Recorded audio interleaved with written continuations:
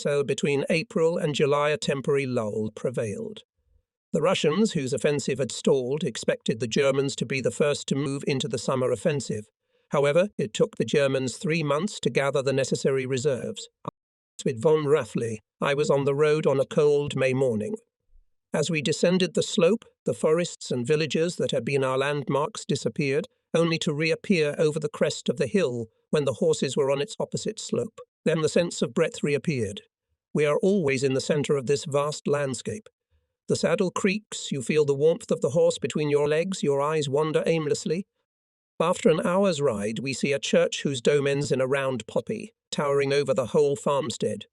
It was like this in Sisoev, once the country estate of a Russian prince, later the estate of my companion's great-uncle. Some of the stalls were still standing. The plaster was crumbling from the walls, but they were massive and wide and built of stone, witnesses of former prosperity. Nothing had been done since then. The erection of an ugly concrete shed was all the State Farm Administration had done to modernize the farmstead. Then the war came upon it all. But what an estate it once was.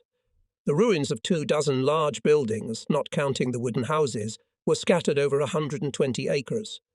Between the stables and farm buildings, the road led upward to a house that stood at the south end of the park property. It was a one-story building. Even today, the remains of the stately walls formed a semicircle around a lawn with an avenue of young lime trees. Directly in front of it stood the guest house. To the east, a narrow street twisted between small houses to the church that belonged to the property. It stood at the edge of the grounds, so that there was no view into the distance, and one found peace in certainty and shelter. On his first visit, von R. had already found an old man who remembered his great-uncle. Ah, the old days, sir. Barefooted children greeted us. Girls laughed. Men took a break from their work. Hello, the old men said. The young ones smiled at us and said, good morning. We drove excitedly through the park, down the main avenue leading from the house to the Dnieper plain. Old trees framed it, forming a dark tunnel that opened only far below into sun-drenched fields. To the right and left, berry bushes and lawns peeked out between the trees, surrounded by weather-beaten oaks, firs, limes, and pines. The air moved in gentle waves, insects buzzed and birds fluttered about, chirping animatedly. Sweet peas, buttercups, nettles, and windflowers bloomed along the winding trails. The air was still, mosquitoes squeaked around in the thicket, and yet amidst all the lush vegetation, one could feel the master hand of the man who had once owned the place. Once again we stood on a high hill, the horses' heads resting on our shoulders as we watched the clouds drift over the sun-drenched countryside. Will it be that God will give us back the land so that we can work it again? What a busy few days these have been. Yesterday, with short intervals, I was on horseback from 2:30 to 10:30 in the evening. First was in the echelon to look after the horses and check on the work. Then in No.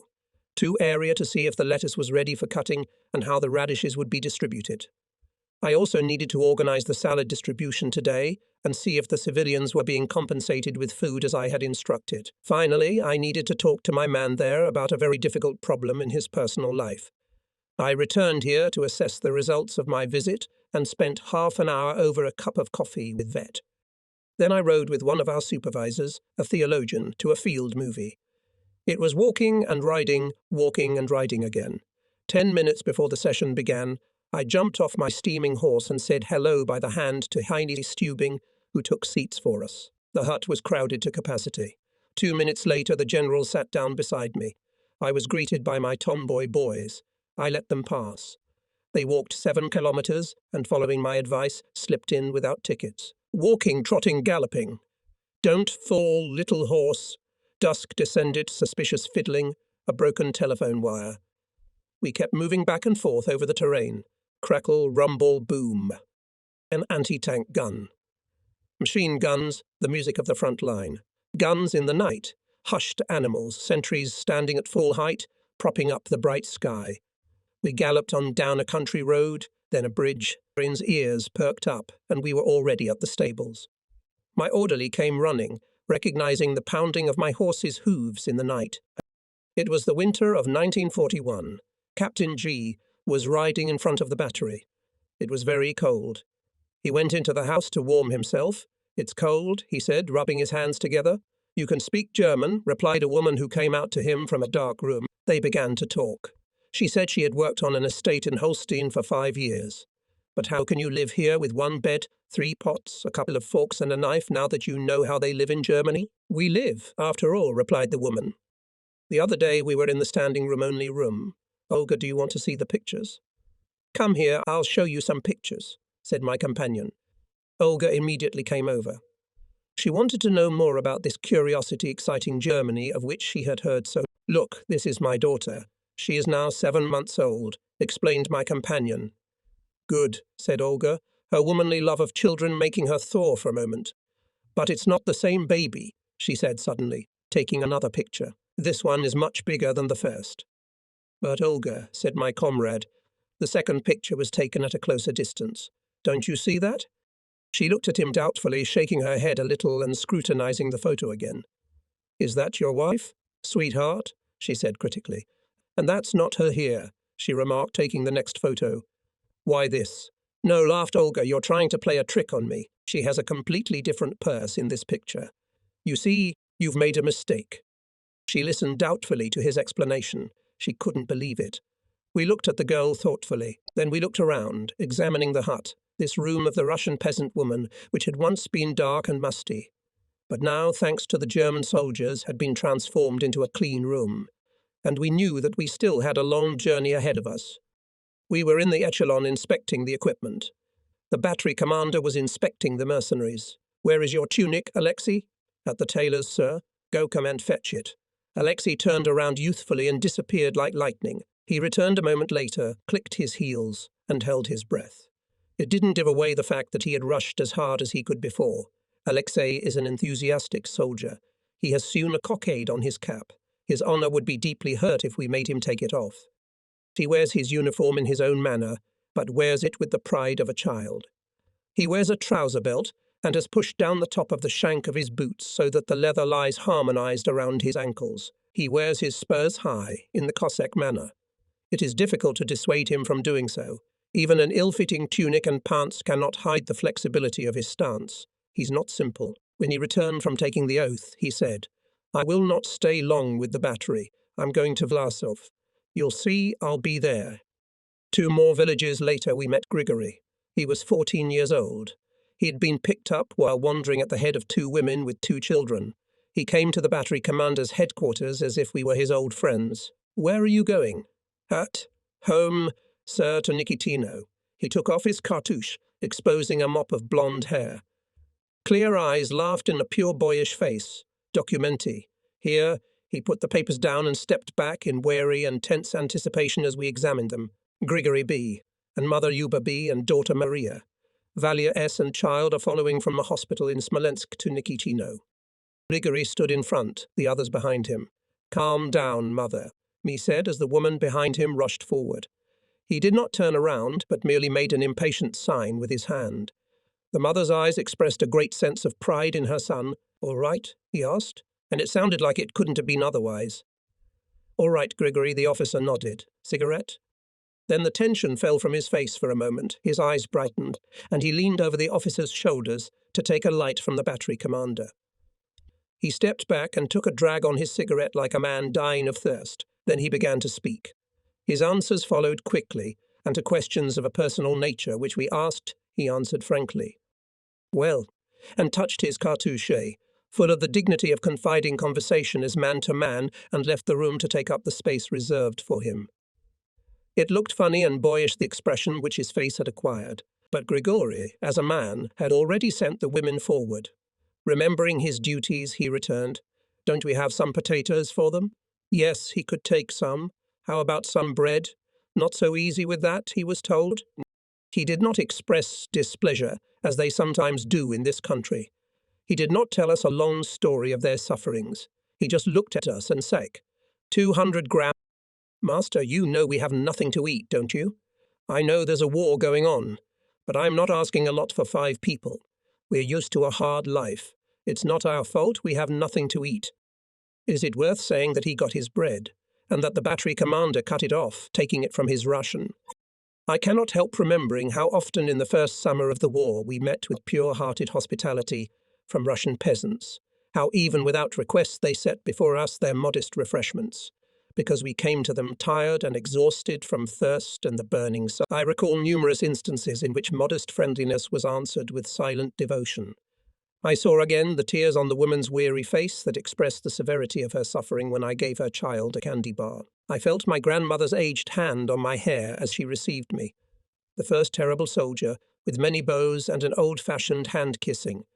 How her heart overflowed with joy that I liked her food and told her it was delicious. And again I remember the man who was so proud to receive us, on the day when we fell far behind our battery with our weary horses and took shelter from a thunderstorm in a village off the main road. He looked after the horses and distributed us to the best families in the village for dinner, all because he had once had the privilege of spending 4 years as a prisoner of war in Germany. He told us about his youth. In Siberia, he said, the peasants leave their houses unlocked, even if they are working in the fields, and there is always bread and salt on the table for anyone who follows by. In the evening there is always food on the window-sill for fugitive convicts returning home. He drank and sang wistful songs. All these people are homesick. One must watch them thus for an hour to learn what respect and devotion they are capable of, and to feel the mental simplicity from which all their actions spring. They help so naturally and devotedly that one never ceases to be amazed. An elderly woman volunteers to wash the wokes herself. An old man with curly hair and a dishevelled beard only needs a word to go fetch water. He brings it in unbelievably large quantities. He makes sure we have all we need. And with an apologetic smile he stops to warm his chilled hands, brushing large icicles off his beard into the stove. "Pardon me, sir, I am old." He smiles sadly. They shovel snow, chop wood, peel potatoes, stick branches on either side of the paths. Everything goes smoothly and by itself. We have a few prisoners on the battery who look after the horses and help at the field kitchen. They wear white armbands and have identification cards. It doesn't seem to occur to them that it could be any other way. The old man sits behind me in the corner and smokes a self-twist of newspaper and tobacco from our butts with a sense of gratitude. They sit behind us and eat their soup with spoons, which we, in their terms, neglect, and they see nothing wrong with it. No sullen looks, not the slightest antagonism. "Thank you, sir." They say it for any little thing done for them. Happy eyes of children and a low bow for the smallest gift. A German soldier is good. We burn their houses. We take their last cow from the barn and take the last potatoes from their cellars. We strip them of their felt boots. They are often yelled at and treated roughly. However, they always collect their bundles and leave with us, from Kalinin and from all the villages along the road. We allocate a special team to take them to the rear. Anything to get them to the other side. What a schism. What a contrast. What these people must have gone through. What a mission it must be to restore order and peace to them, to provide them with work and quickly the days flew by without much tension. But much is going on within us, and I only wish I had time to write about it all. I am, however, in good health. My health is the best it has ever been. Our vegetable garden is excellent. The lettuce is still a little bluish because the nights are cold. But everything is growing up except somewhat slowly, and in the meantime we have a lovely kind of spinach from the nettles. I should be writing a dissertation on vegetable gardening. But there is so much waiting to be written about, and time is divided into a huge number of little segments. Evening, another day of small joys and worries is over, if you count as a small joy the feeling of putting your whole self into leading people. It is a task that requires constant readiness, kindness, a strong grip, and an intuitive sense of what is most important. What a mixture of wisdom and firmness is needed to command in the 3rd year of war. But also what a profession. It fills me with happiness at the feeling that I can give so much to the good that people come to me with confidence. Their faces light up when they see me, and they are revitalized and feel more confident when I pass by with words of greeting. I need to find the right word in the moment. How right you are, Mom. As I write all this down, I remember that this is exactly what you yourself were talking about. Sunday. For the last 3 days I've been temporarily in command of the battery headquarters. Early in the morning I rode on horseback along the telephone communication line to the 12th to take a bath. I had quite time to do this at the trench, where Wren stood up on his hind legs, 3 times before skipping across, shivering and breathing hard. For the first time we fought each other for a quarter of an hour before he gave up. Both of us were soaking wet afterward. We had scarcely had time to leave the artillery position when it was subjected to an intense bombardment by the enemy's heavy guns. Pieces and lumps of earth were falling into the water to the right and left of the ford where we had taken shelter. When I released the reins during a break in the shelling, the horse went up the slope and swung across the trench without hesitation. Later I walked through the dugouts and met non-commissioned officer Carl, who had returned to the unit 2 days ago from a mission that had required his absence for nearly a year. Carl is a tall, blonde guy who exemplifies a good comrade and a good soldier. "So is it good to be back in the old company?" I asked him. "Sir," he said, searching for the right words. "When I came back I noticed it at once, and the boys say as much. It's quite a different atmosphere here now. Isn't it worth leading a life like this? My days are so full that they seem to be looming on top of each other. My vacation is long behind me, and although sometimes homesickness gnaws at me, I'll soon get over it. Each day we feel anew that this summer is a gift to us. We live for today." I was lying on the slope by the dugout. It was the middle of the day. The blanket beneath me was hot. There was no breeze. Insects, glistening with chitin, scurried through the air. They made gentle buzzing sounds like an organ. My thoughts drifted away in waves of light purple, and dreams raised their red sails. I don't know how long I lay there when the telephone receiver slipped off the receiver and hit me on the shoulder. I jumped up, staggering half awake. What was that? Was it Pan's black and white goat face looming over me with a vicious grin? He was immovable, staring at me with his yellow eyes and smiling mockingly, surrounded by swaying grass, while the wind fluttered his sparse beard. "God Goat Pan, are you putting this far east on the line?" But then the phone came up and I realized it was just our little goat. He jumped up and galloped away after his foster father until his thin bleating was silent in the midday heat. I followed him with a glance, smiling, and picked up the phone. "Hello, Whistle. Is this Loot? Prepare for battle?" And the goat god's whistle was drowned out by the singing of our big guns. I waded through the heat to our vegetable garden. It is spread out among the wild meadows like an island in the palm of the Lord God's hand. I could feel the touch of the earth with my bare feet. It's strange that one can have vegetable gardens here on the front lines, and we are grateful for it. People's faces are relaxed and peaceful as they lean over the plants. We have always lacked lettuce and vegetables in our diet, and it was a matter of cold calculation to plant oats and potatoes on 120 acres of land, near the echelon deployment. But the joy of the work was evident, and many of us had extra seed sent from home. In the evenings, the occupants of our dugout stood around their little flower bed and, with a crude irony, opened the secret doors of their hearts to each other. What else were they sowing flowers for? It's fascinating to watch them watch the sunflowers, reseda, nasturtiums, asters and humble marigolds grow. I know it has been said before, but the serenity of plants matters more than ever to man at a time like this when the sacred order of things is disturbed. In normal times, I would come with a bouquet of fresh flowers. I wish I could do that. Nor can I roam these fields putting together the most magnificent bouquet, but I can bring my own hand-grown flowers, delicate poppies that open their petals in the morning red, yellow and purple. If only I could bring them to you.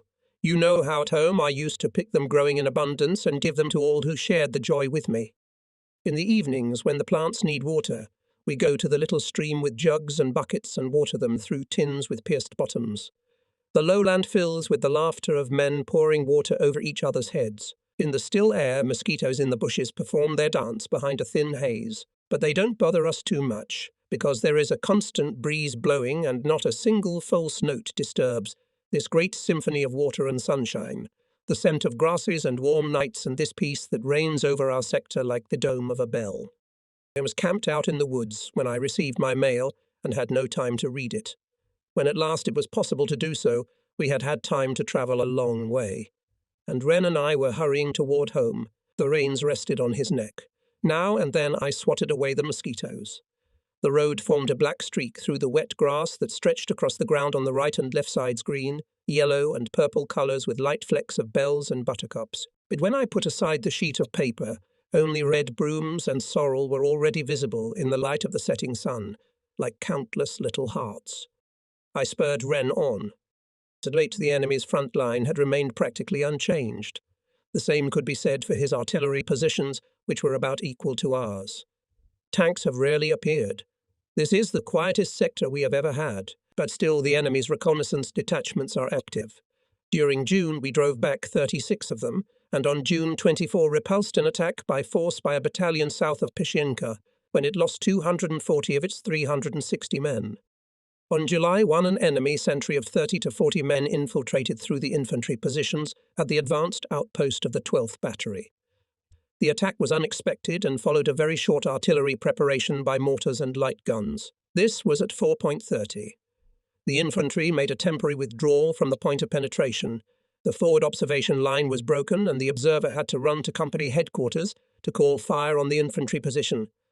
An enemy lookout confused the signalmen in the dugout where they were trying to establish communications. The telephone was shot to pieces and the enemy took it with them. The radio operator managed to hide, but the scouts captured the radio and the artillery observer's map. They also dragged away with them the body of one of our dead infantrymen. They left one of their own dead behind. We expended 87 shells repelling the attack. In the trench and in front of the barrier wire this evening we counted 28 killed on the enemy's side. Perhaps it would have been wishful thinking if we had imagined that we would be left alone this summer. Of course, we were wrong. Once again, we are heading for things to undergo a fundamental change, not that we are avoiding it. We still have hidden forces that accelerate our movement and give firmness to our voices when we sense danger. We have a summer and a third winter ahead of us.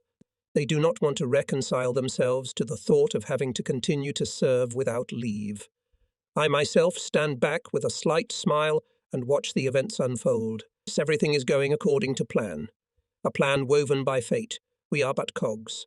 The century is going through its illness. We'll see if it has the strength to overcome the chaos. I remain calm, a calm that does not try to fight the course of events, but passes through them as if transformed, as a result of which nothing changes in our character, except that we understand ourselves more deeply. I am not concerned about myself. The life we've endured is simple, and you always have daily responsibilities.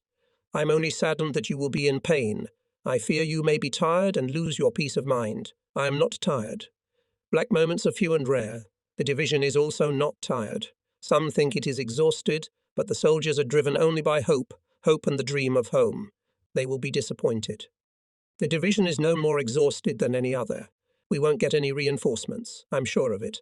But the summer will be lighter, and once more it will be flowers and grasses instead of heat and dust. As you said very aptly, some see frost, a pale moon, and maybe a cat sneaking around in the dark. Others see only frost in the bushes. There's no special merit to it. It's a way of life. We've just been made that way. That gives a lot of strength. I'm glad of that, yo. The Germans launched an offensive against the southern sector on July 5 with 17 armoured divisions. All they could muster. The Russians, however, waited behind extensive minefields, and their main forces were pulled behind the front line. For 7 days the Germans prepared a withdrawal.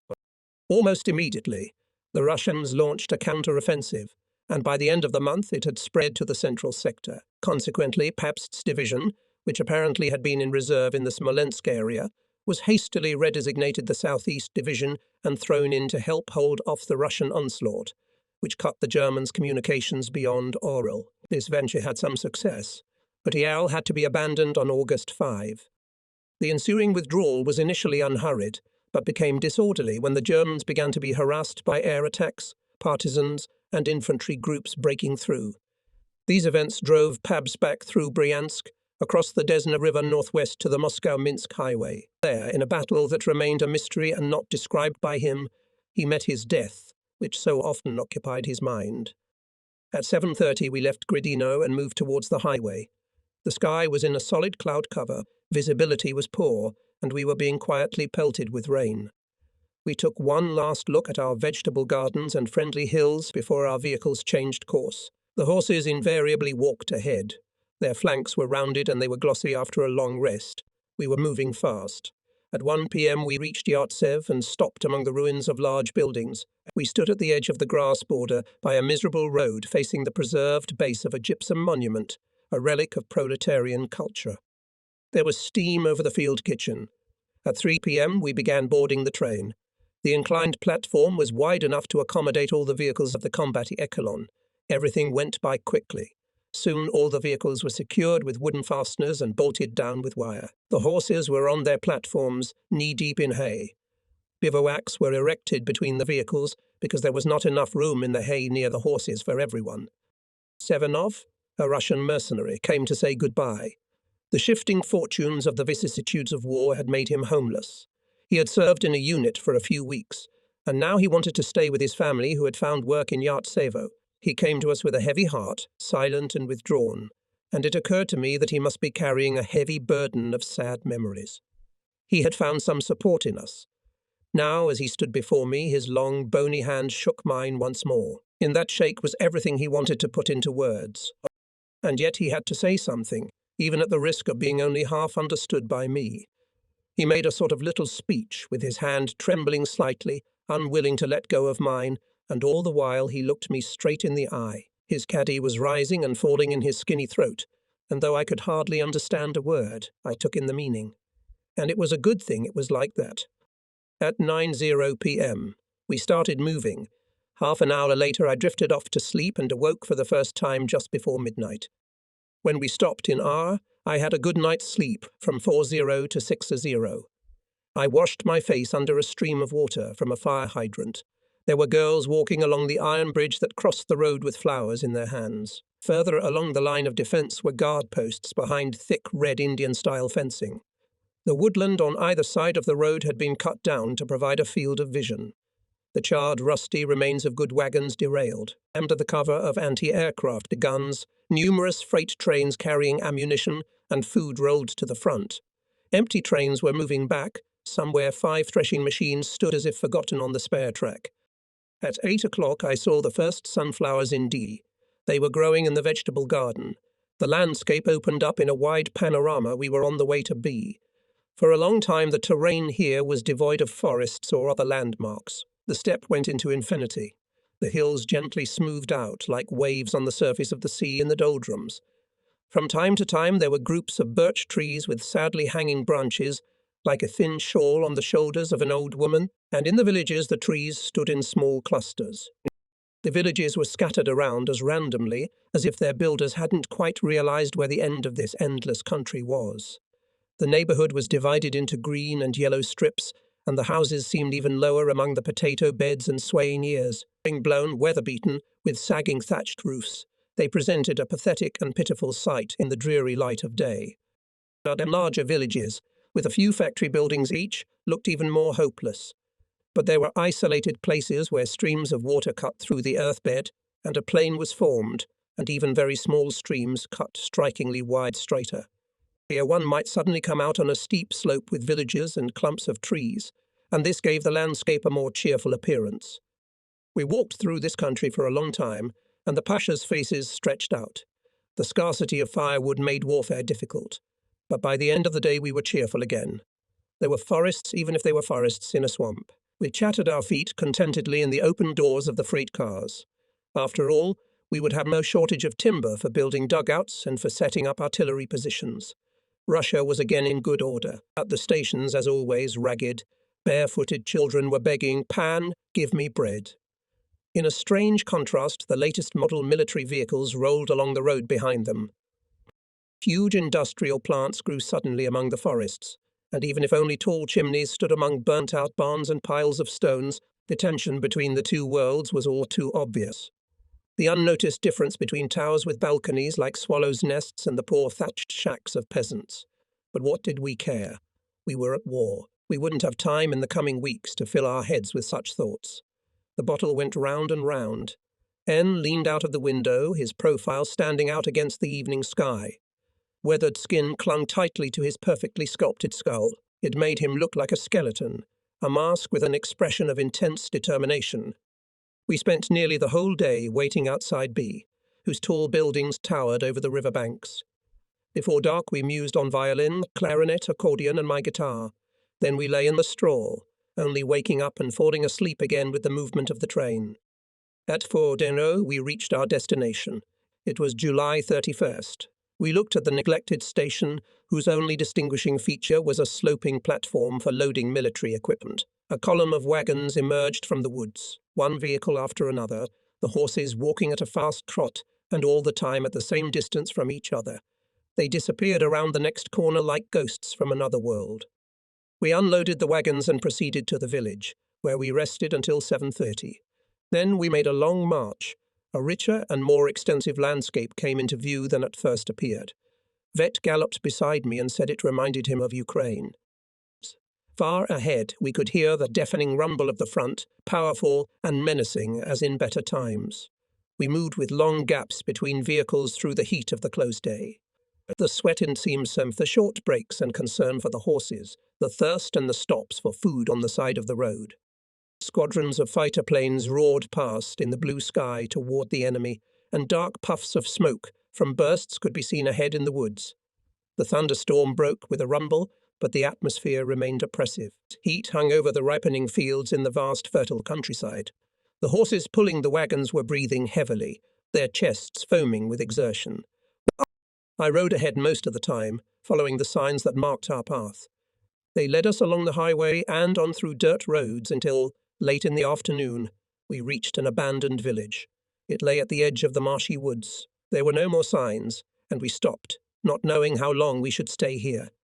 We looked doubtfully at the sky, spread out and camouflaged the vehicles and were leading the horses away when the Rete appeared. They came out from the direction of the sun and made themselves known. Our machine guns responded. Then they moved away. No harm was done to us, but behind us, to the west, there was smoke and fire, and a kilometre ahead our battery commander was stuck with his vehicle in a swamp. They blew the battery to pieces. We spent the night there, but the night was short. At 2:30 we were on the march again, moving back along the same road we came in on because there was no passage immediately ahead. It took us a full day's march to reach the place, which was 7 kilometres away, if you fly like crows in a straight line, and ended at a bridgehead which our troops had recaptured the day before. The situation was in many ways unclear. I had already noticed on the way that there were not many of the supply detachments that one usually finds behind the main front. Beyond the swampy forests along which we were moving, there was only a fluid line of defence consisting mostly of strongholds, for which both sides fought with mixed success. There were gaps of several kilometres between them. Our troops were just still approaching. The enemy had cut the line of communication with a vital highway, but our counterattack was on its way. We had to close the gap. We got into position quickly without spending much time in preparation, just posted sentries and kept our eyes open. In the evening I came out of the woods along a narrow path to look at a small village immediately next door to us. It had only civilians in it.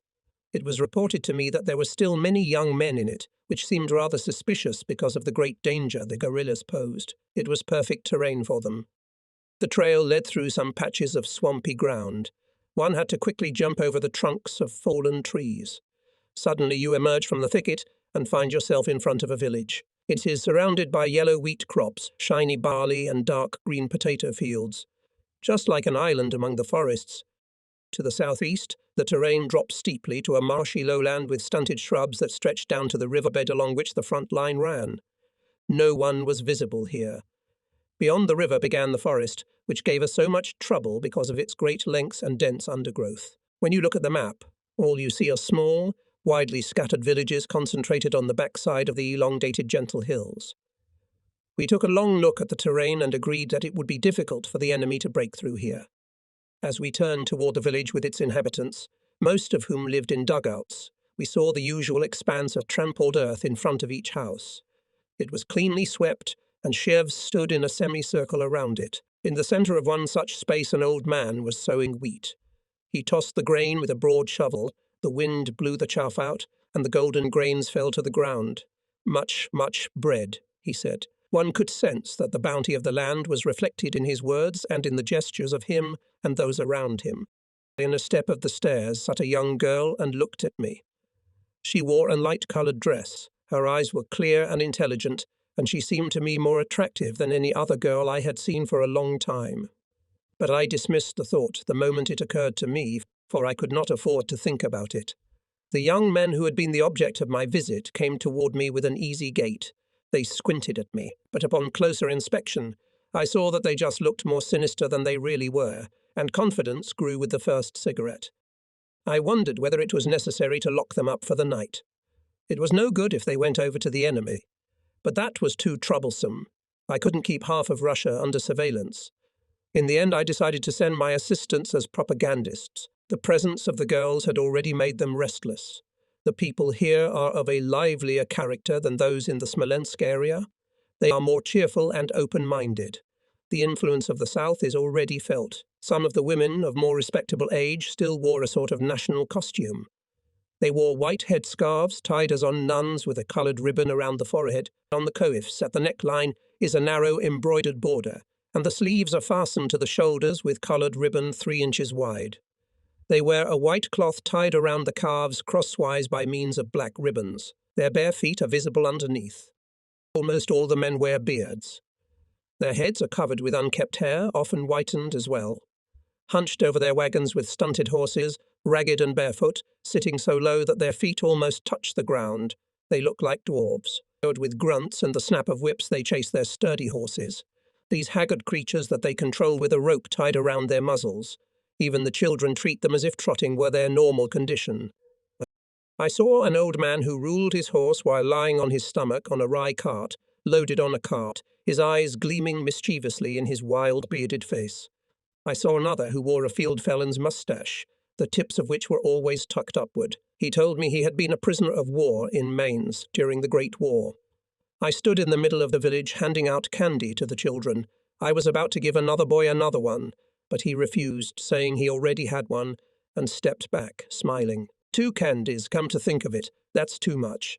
It would be a great impudence and dishonourable to a friendly foreigner. It's true.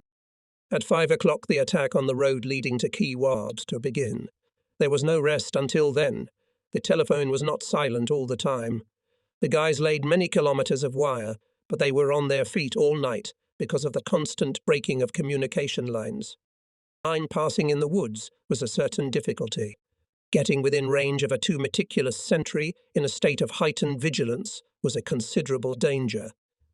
Communications over vast distances in the sector left much to be desired. Half the conversation, as always, was redundant.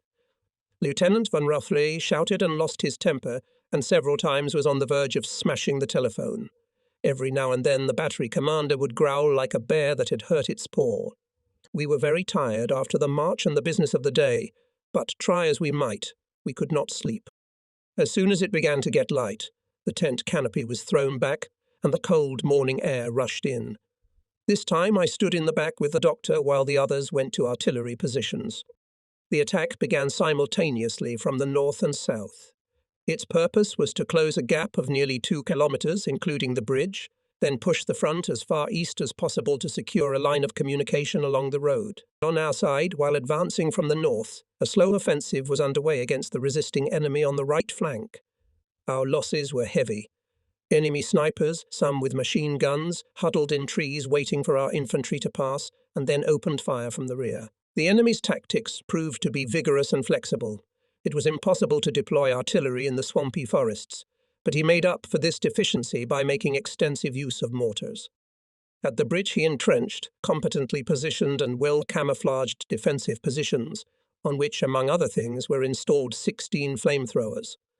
Here we lost our battery commander. His place was taken by the light battery commander. After an artillery preparation from his guns, he collected the infantry. At the same time, another battalion commander organized other units, which were scattered by heavy losses and the death of their officers. So the attack was renewed. On his own initiative, the commander of another light battery broke through from the south with his liaison officers and a few infantrymen. He crossed the bridge and captured the enemy positions northeast of it in hand-to-hand combat. At the same time, the Pashy left wing broke through the swampy forest from the north and broke through to the enemy positions, quite unexpectedly. In this way a connection took place. In the course of the Operation T, on the east side of the road was taken. The unit lost 2 officers and 3 soldiers. Those of the wounded who could walk remained with us. Our losses and those of the infantry, especially among the old and experienced soldiers, indicated the difficulty and peculiarity of the operation. About noon I was called to the operations headquarters. We moved it to another location, R, which was still under incessant shelling, including occasional artillery fire. We buried our tents, and the entire echelon involved in the battle moved forward. By evening it became quiet. The sergeant-treasurer appeared and took away the first mail. We sat down outside the tent and drank a bottle of wine. It was a natural Rhine muzzle wine, and in the silence of twilight all was enveloped in an atmosphere of peace. After the gap had been closed and the danger of a breakthrough to bar, removed communications were gradually restored to the regiment. News came from Battery No. 10 kilometers to the south. Meisner, one of our oldest comrades, had also been hit. Franz and I said with a chuckle that the two of us were long overdue, and as it was Franz's birthday 2 days ago, I pulled out the bottle I had saved for the occasion. Shortly after noon, we received a report advising us not to continue the entrenchment. The division is moving further south on the highway. We have no regrets. We are anxious to change this place of stay, which is rather unfriendly, for a better one. There is unusual activity in the air on both sides. During the night, the enemy made a massive air raid on Bar, or O. There was a great rumble, and the air above us was filled with the rattling of slow, heavy-fueled airplanes, which the infantry call coffee grinders or sewing machines. Selefat the artillery, echelon, and horses arrived. Hardly had we just entered the road as the first attack of the fighters followed. It was no nonsense, and such raids continued all day. The fighters were flying freely back and forth over the road in squadrons and even in larger numbers. There was a terrible rumble on each side, and our fighters contributed to it. But for the men on the road there was little consolation in this. Needless to say, we camouflaged the wagons and even the horses. They looked like leaf huts in motion. We made it to the end without loss, but the second lost 2 horses and 4 men wounded. The new position was a miserable patch of woods. We had just furnished new positions, a considerable number of them, and one detachment had spent 2 hours setting up 1 kilometre in length across the swamp when new orders arrived. We are now stationed in the immediate vicinity of the regiment, close to the road. The dust raised from the traffic on the road is coming at us in thick puffs. The telephonists sit with their tongues out. They look at me from under heavy, like Danish dogs, eyelids. This scorching heat will wear anyone out. The situation in the air has not improved. Main front line, there's no escaping that fact. And here we're not even in one of the most critical areas, to the east of us, where the front makes an arc to O. Its already more serious rumbling can be heard. The less said about the southern part of the city, the better. The front is shifting. Even our own position is fickle. Fate will decide who will be buried in this conflict. Overnight, the division occupied another regimental sector farther to the right. The enemy retreated in some places. My reconnaissance squad climbed a tall spruce tree to help provide a temporary light system to mark targets. It was reported that 2 enemy units, each numbering 150 men, had broken through on the right flank. Some of them were destroyed, but the greater part went into the woods to reinforce the guerrillas. 2 cavalry squadrons have appeared in our rear and are trying to make contact with the enemy across our front line. Normally, the partisans do not attack combat units, but we have to take precautions. Of course, we raid the guerrillas and patrols are regularly posted in the rear of our combat echelons, but what good is that? Drenched in sweat and harassed by mosquitoes, ours fight their way through the dense undergrowth. They squelch through swamps and stretch along trails in the green twilight of the forests. They look exotic with machine guns on their shoulder and machine gun belts around their necks, but they haven't accomplished much. They don't even compare to the Russians in the forests. Last night, 2 types of their cavalry squadron raced down the highway past the 11th Battery's ammunition wagon. Before our boys woke up and realized what was happening, they were gone. In the early hours of that morning, and until the middle of the day, a great noise of battle was heard to the southeast, where the front was retreating. It has become quieter. Preparations are underway for a change of position. Day by day, the blue sky is filled with fighter planes. Stormtroopers with shining red stars roar over the treetops as if they want to trim them with their blue fuselages. We fire as fast as we can, but the rascals are well armed and protected. This evening, the heavy fuel planes made regular flights hour after hour to the rear area. It looked as if they had opened an official air corridor. Since they were not dropping many bombs, they were probably making large-scale transportation flights. August 10, 1943. During the few pauses I have appeared, I am trying to organize these pages I've written from mid-July to the present. Occasionally I get up and stroll over to Wren, who remains farther back in the woods, or rather in the undergrowth. He turns his handsome head, looks in my pocket and pokes me judgmentally with his muzzle if he doesn't find anything there. There was unusual activity in the air again last night.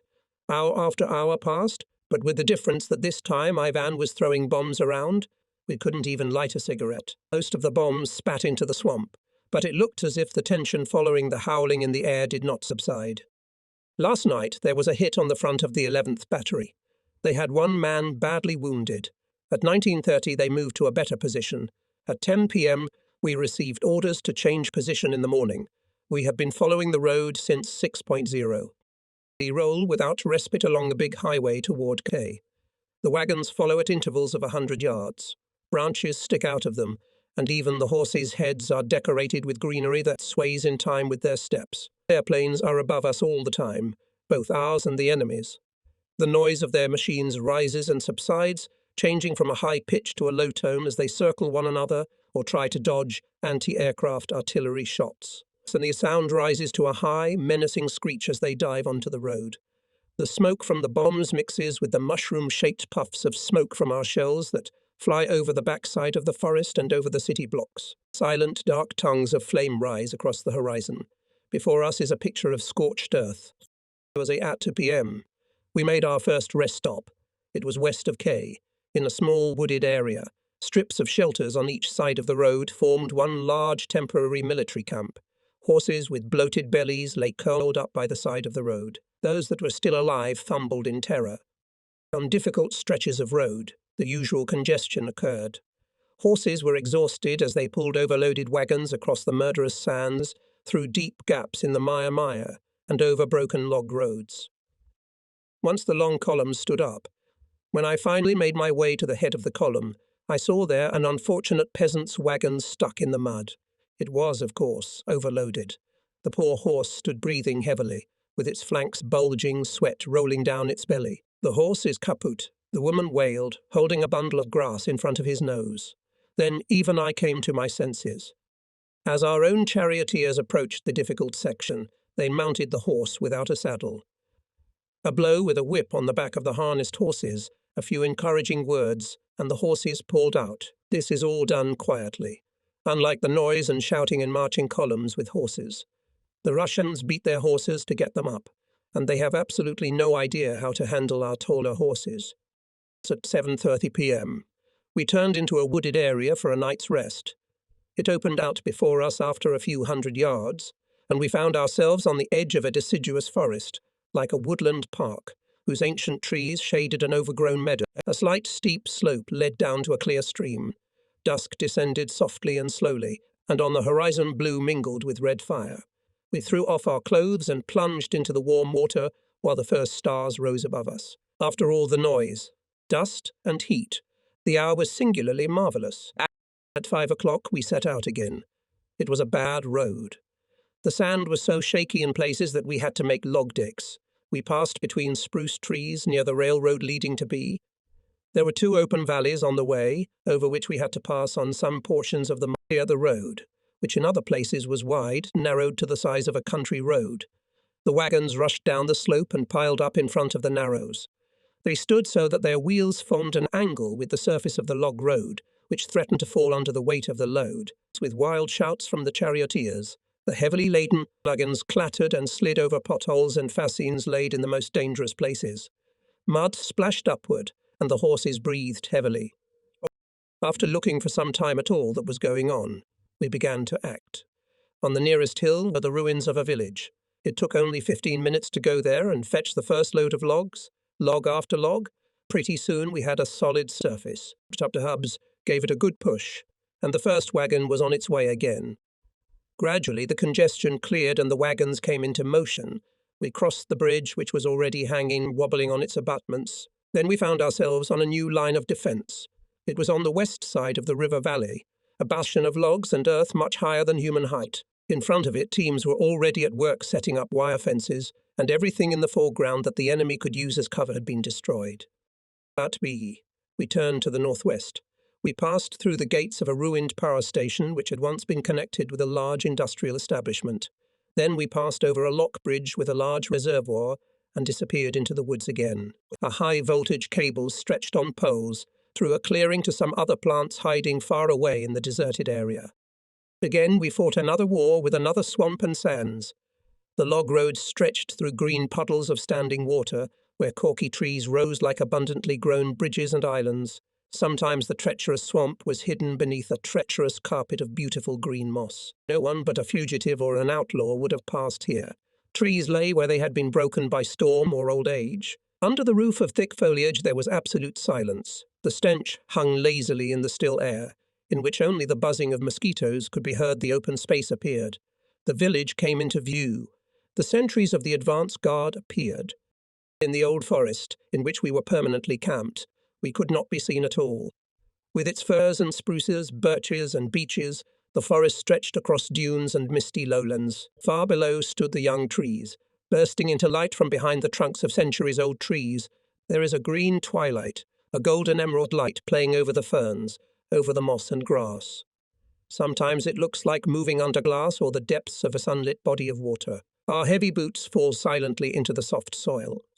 Among the moss, the leaves of blueberry bushes and smooth red cranberries glisten, as if smoothly polished. It's a real mushroom paradise here. I do not know all their names and species, but I found yellow balls with ink-coloured dots, which are always hidden under the cover of moss. There is a connoisseur among us who insists they are truffles. We ate truffles in the south of France, where the sun heated the steps of the house and our rooms had red tile floors. Our Prodot squad made a second visit to a neighbourhood that had survived the present battle. The war had passed through it several times, and it had not been spared both the battles involving regular troops and bandit raids. Few wooden houses have survived. Now smoke wafts from the last ruins.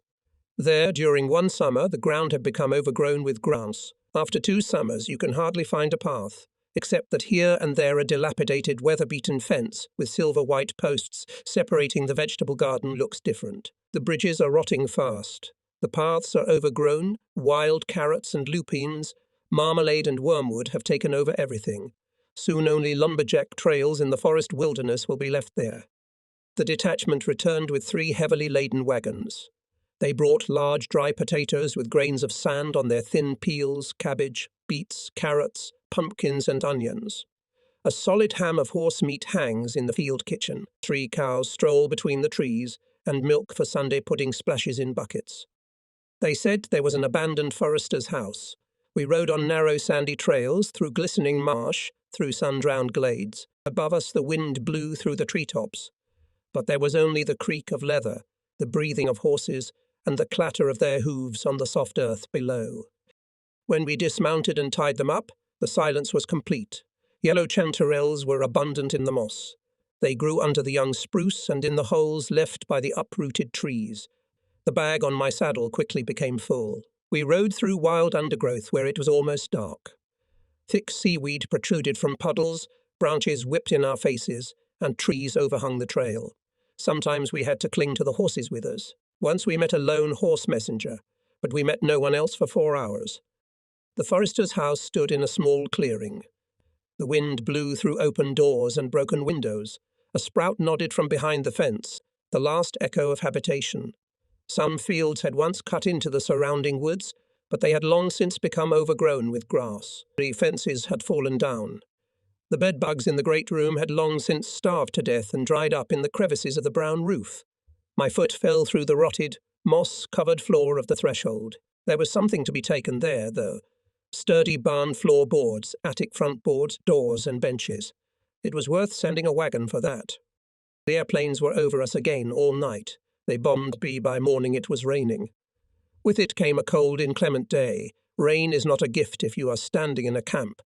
We dragged a roof from the village and fixed it between the trees. Even a pair of nesting warders did not flutter from tree to tree so animatedly, and their whistling sounded faintly through the rain. Only once did the sun reflected on the raindrops hanging on the branches, and then the smoke of the campfires was blue and clear. We were cold. In the evening, the airplane dropped out of the sky, in a steep curve, faster and faster, with terrible flames and the terrible roar of the engines. The performance came to a sudden halt. The noise cut off abruptly, and there was a red glow. The night fighter was singing its silver song over the dark forest. But at the same time, they appeared over us again later, and the ground shook hour after hour. August 22, 1943. Last night, when the wet roof of the tent glistened in the milky light.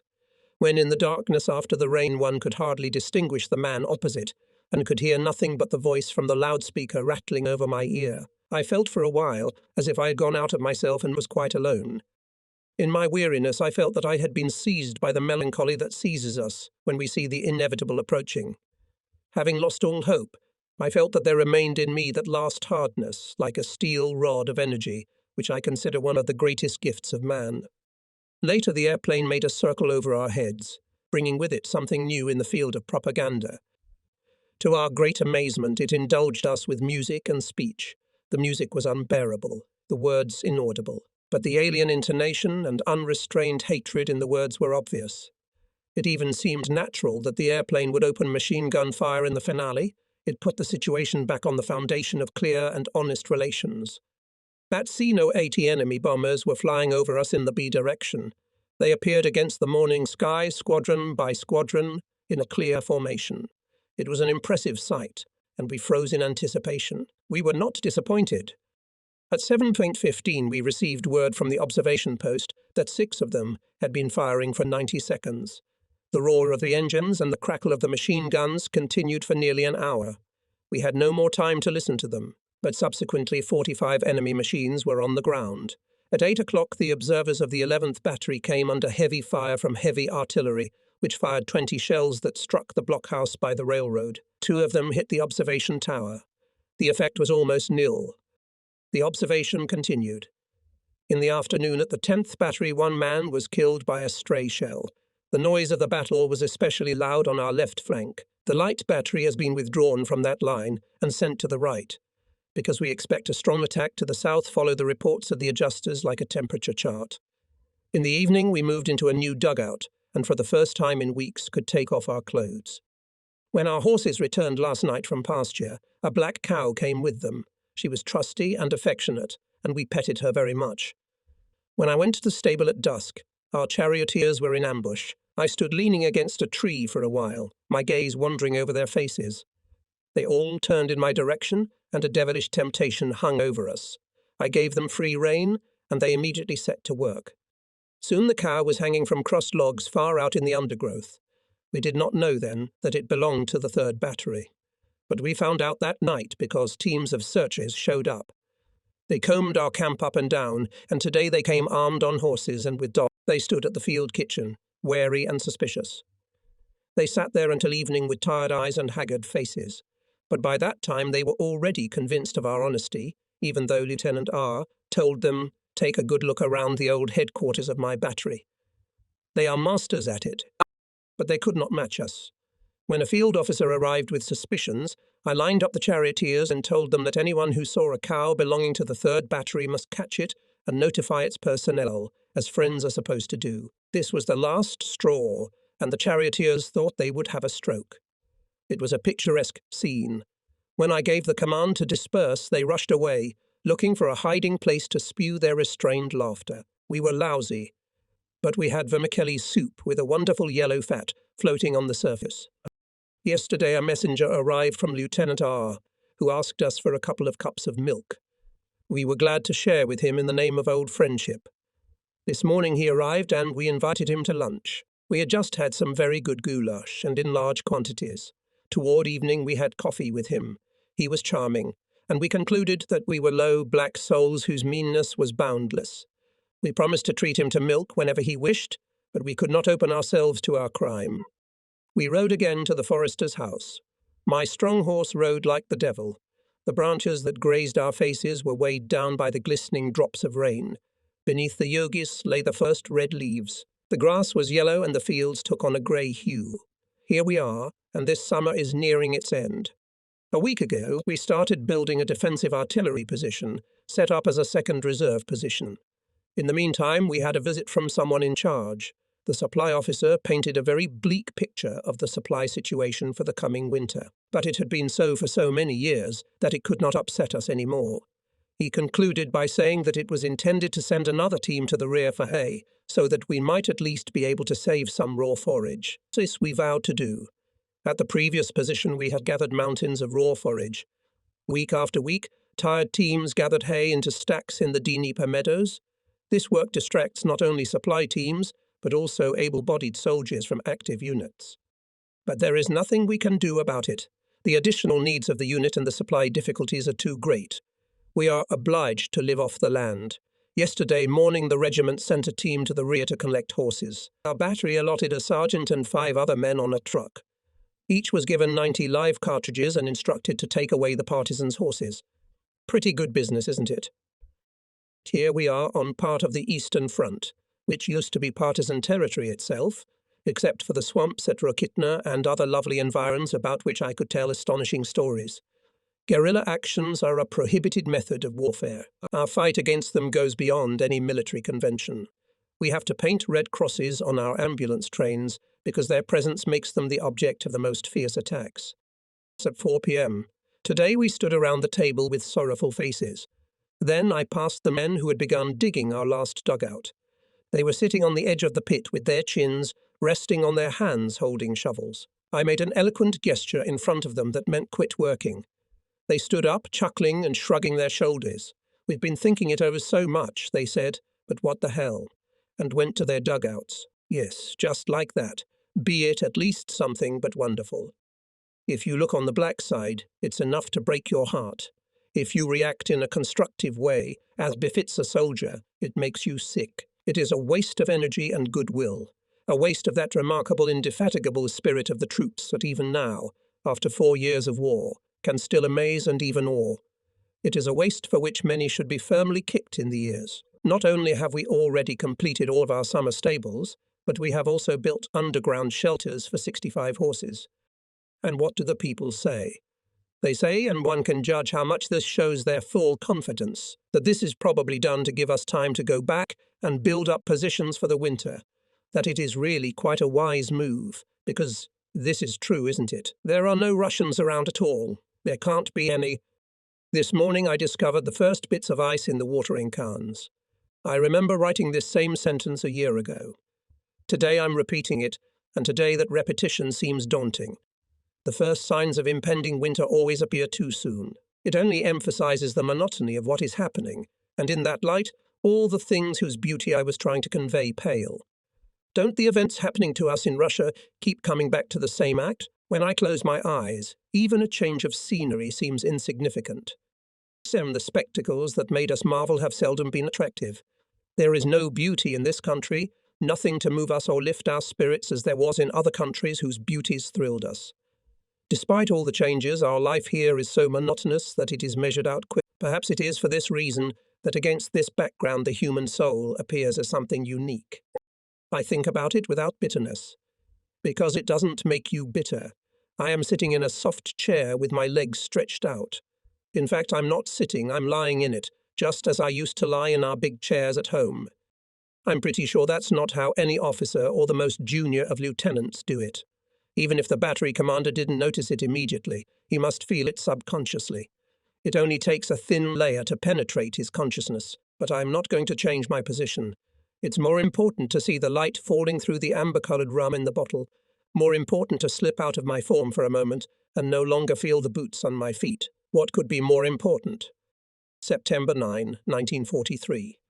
I've been sitting over these pages for many days. I have written a great deal, and it gives me food for thought. It is curious that propaganda plays evil jokes on people.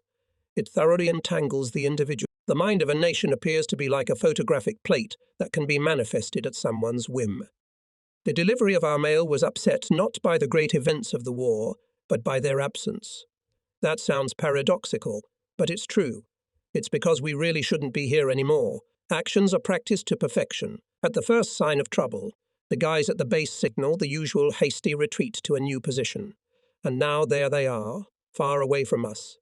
Meanwhile, it became clear that there was no hurry, and we used the time at our disposal. We dismounted slowly and all the time found work that could be done thoroughly.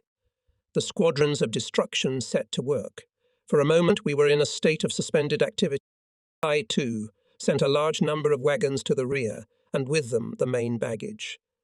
The course of the epidemic among the horses is unpredictable, and I must not be left without means of transportation. But nothing more is happening. We live on alert and enjoy the peace as long as we can. Day by day the sun shines more and more faintly through the trees. It no longer provides hardly any heat at all. It is like a copper glow falling on the moss and the young fir trees. The rays of light between the trees no longer blind the eyes.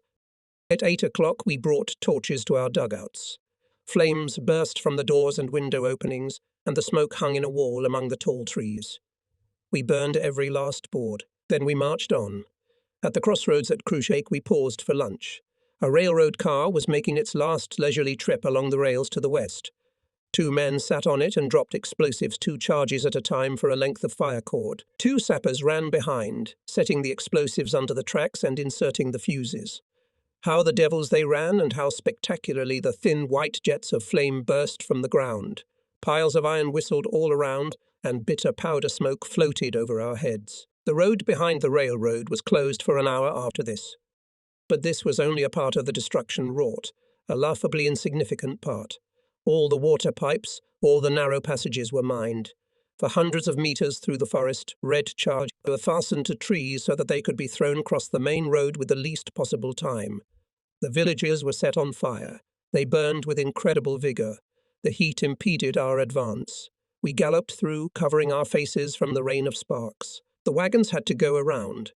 Clouds of smoke hid us from the enemy planes, and the noise of explosions around us was like a big battle. On the outskirts of Bryansk, the smoke mixed with the yellow dust of the road, covering us with a double blanket. The sun had turned red long before evening. It hung pale and withered over the destructive action. Over the next march of the stream of men, the clouds were illuminated on either side. They formed the finest, most magnificent banners I have ever seen, displaying the war in all its awful splendor. We saw houses in all stages of destruction, white as flashes of magnesium, flames shooting out of windows. The first bursts of red flame as it broke through puffs of black smoke. The triumphant dance of the red rooster over the roofs. We rode through the white heat of the dying streets. As the horses and riders ahead of me moved toward the walls of fire, the rifles hanging from their backs looked as toy-like as the peaks of tiny devils on their silhouettes. We saw houses crumble with a rumbling crash. Indescribable was the sight of old birches that, embraced by the heat of the fire, trembled and groaned on the brink of death. Again we rode through a forest of chimneys, rigid and angular, turning under our gaze. Above the black carpet of destructive fire they had the colour of Brussels lace. They towered in the moonlight like the unbending, grief-stricken, outstretched arms of ghosts, and everywhere around them was a nasty, repulsive, choking cold smoke. A landscape of horror and death. Silent valleys surrounded by blazing torches from afar. The parachute rockets coming down resembled the eyes of cyclopes. The bombs looked like blossoming chrysanthemums, with the soft rustle of rolling fire following a sudden burst. By 2 o'clock in the morning, the hoofs of our hurrying horses were already pounding ahead of the battery on the bridge at Agrada. Beyond the vaguely visible river, the horses sprang aside with a snort at the sight of the trenches of the new line of defence. A white mist was rising from the meadows, dark under the cover of night. The night sentries were in motion. The men of the advance guard pounced on us with questions about their units. Again we spurred our horses. Right and left, ankle-deep sand, echoing cobblestones, dark overgrown rivers of silent streets, unfriendly, shabby houses. We drove along part of the new position. A stream of refugees was moving westward along the road. It was replenished by streams from the alleys, directed by a multitude of policemen who were hidden by the dust of thousands of stomping feet. What a dismal spectacle of resettlement. God is merciful. These wretched wagons, pulled by cows and little horses, sometimes people resist it, instinctively, like animals. But they are treated roughly. Where are we going? Go to hell, I don't know. Come on, get a move on. And you too, just move west. Hurry up, we don't have time. Where the front puts its paw on, all other life comes to a standstill. It drives a wave that reaches places far away from it. The town below has already changed its appearance. The houses have become the property of those who use them for other purposes. Or is it only the Pasha's eyes that see them different? They assess the town opposite the front line of the new frontier and find that it is good. I went into the vegetable gardens nearest the curb, picking tomatoes and flowers there. Put a bouquet of velvet brown stars in a cottonwood vase and set up a table on the porch facing the street. There's a little bench to sit on in the evenings looking south and west. It is all lit by the sun. The twilight makes the colours darker and brighter as it fights the sunlight. I feel so happy to be alone, the way I know how to do, happy down to my tailbones. Just now at 21:30, we received orders to march at 6:0. Pity this position, this fine line of defence on the western heights, west of the city, with the river as a natural barrier and a battlefield such as we had not had before. I pity Bryansk, from whose tall buildings I viewed the burning outskirts. I would have liked to have seen it all that day too, when we would have been happy to defend it. By 4 o'clock the night was winding down. It was cold in the dark first hours after midnight. We were still cold when we had already forced the Desna and left the town behind us. Soon I was motoring ahead to scout for resting places. Riding in an automobile, I call attention to this because we were moving on a freeway, and I saw no reason to sit back when I could stop by voting one of the commander's cars. Again, I jolted in the car in the evening and found myself in a village spread out on either side of a small valley. This is where we are now. The houses look better on the inside than they do on the outside. Often the house consists of just one tiny room. Typical Russian peasant houses, just one single room with a stove in the middle. But they are clean, these rooms, and the people are mobile and open to socializing. It's a friendly place. Supposedly down in the valley are the burnt-out vehicles of our economic labor company. A few days ago the partisans, to the number of 400 men, passed through. You can't look into other people's souls, but what does it matter? Sheaves of grain crops are stacked in front of the house. A herd of cows trotted down the valley toward the setting sun. A cloud of yellow dust covered them. From the houses on the slopes, women and children come out and call to them with ringing shouts. We have washed ourselves. We feel good. We are satisfied. September 4, 1943. We drive on a big road crossing valleys and hills, straight as a legionary's road. From afar we could see clouds of dust billowing, shrouding like a sheet the road in the open, forestless terrain. The going was so easy for us that I pulled out my guitar. We followed the road with songs behind the cars that pulled out ahead, and we sang as we walked through the meadow along the riverbank where our road turned off. It must have surprised people. The last battery had just passed the bridge when a squadron of fighter bombers made a circle and swooped down on the narrow passage that ran down to the river. As they flew over, they fired machine gun bursts at us. There were only minor casualties and little damage to the batteries. But at such times it is almost impossible to hold the horses. In the afternoon we reached Shukov, our battle area. When we went to our temporary headquarters, the sun was setting in a golden haze. The golden background of the Gothic altar. An artist's creation could hardly compare with the glow of the horizon, with the tall fir trees in the foreground, or with the light that floated like smoke around the villages and forests. When I arrived with Wolf and Ian Brown at the airfield, the infantry were stretched out in line, ready to attack. We joined them. We passed through the landing field. The enemy had entrenched themselves in shrubbery and in folds of terrain on the edge. We moved out quickly and occupied several single trenches and funnels around the perimeter. From there we could observe the low ground far ahead. 200 yards ahead, we could see the smoke from a mortar that continued to fire at us, and we spotted enemy infantry shelling our neighbours on the left. They were entrenched in 2 deep anti-tank ditches. I suppressed the fire of an entire battery. The enemy withdrew to the village, setting fire to houses and haystacks, thus covering the withdrawal. Radio communication worked perfectly. Franz and Ian were running behind me from foxhole to foxhole with antenna pins in their hands, headphones around their necks, Morse keys in their pockets. We occupied 3 islands of brushwood and part of the first anti-tank ditch. The enemy left the ditch only when his flank was attacked by the battalion on our right. We had captured the second ditch and the edge of the village and were now hidden by smoke. Here the attacking units clashed, drawn by the desperate resistance of the Russian infantry. Some of the Russians fought dressed in the trophy uniforms of German artillerymen. I was lying on top of a dugout reeling behind which the commander of one of the attacking units had seized the shelter of an anti-aircraft gun. Hidden by smoke, I tried to locate the damned insolent man. The enemy artillery became more active. Field guns and katyushas opened heavy fire. In the dugout below me a child was crying. We advanced further than the task of the day determined.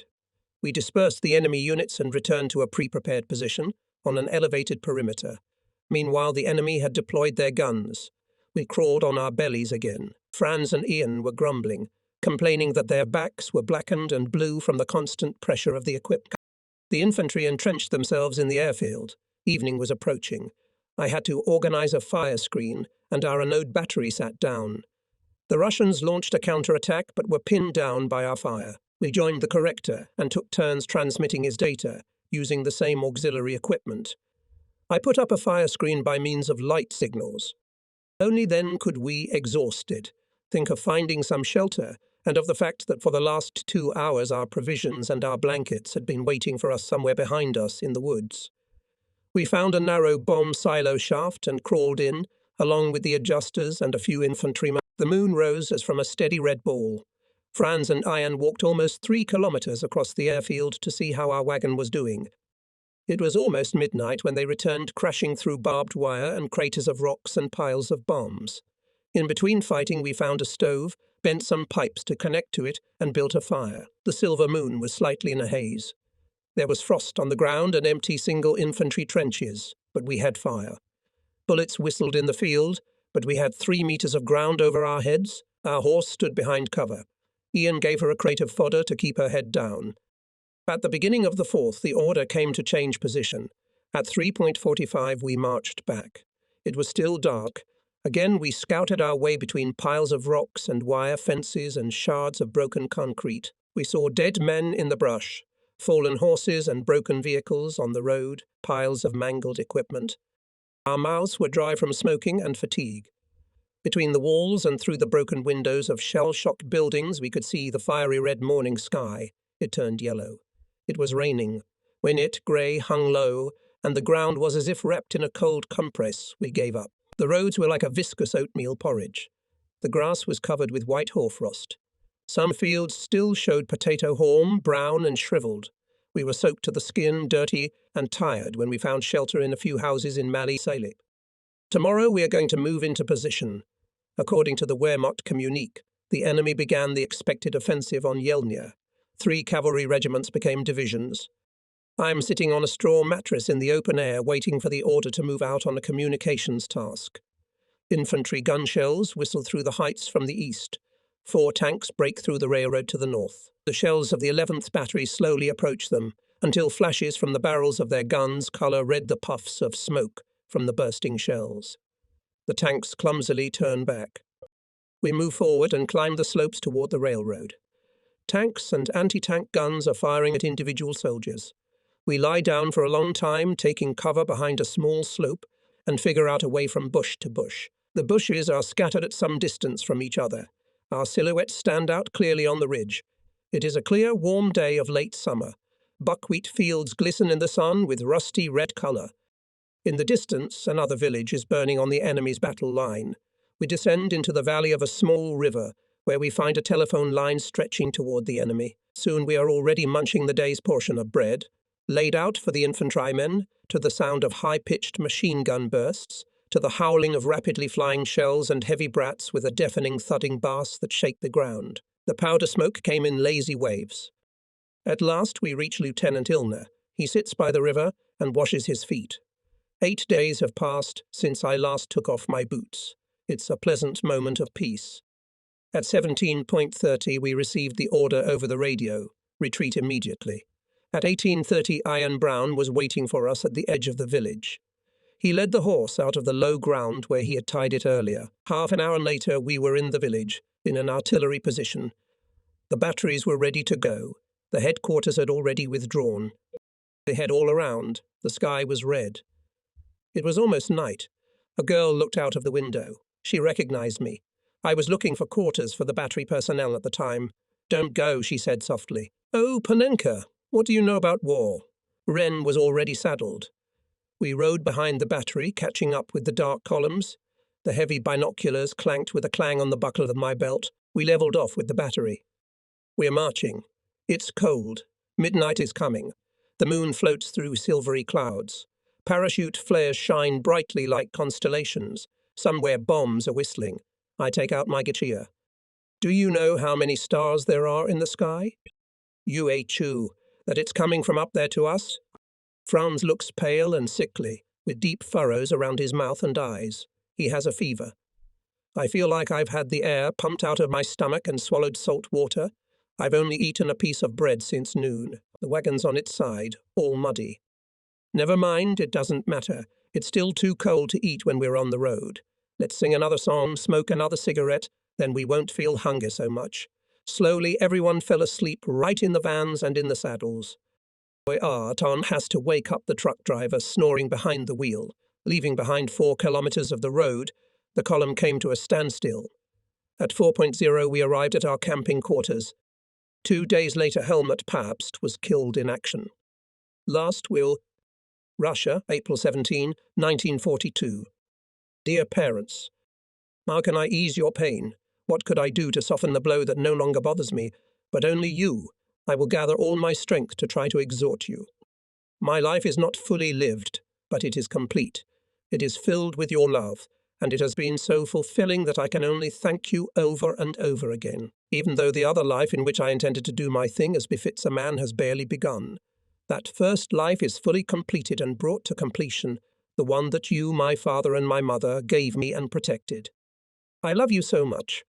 If you want to put a small memorial in my honor in the garden, let it not be a beautiful gesture or something memorializing grief. It can be a young boy with a shy smile, radiating harmony and peace, or it can be a young man who has rested in peace with himself, so that my heart can become attached to him, not turning away from the world, but open to all that is beautiful.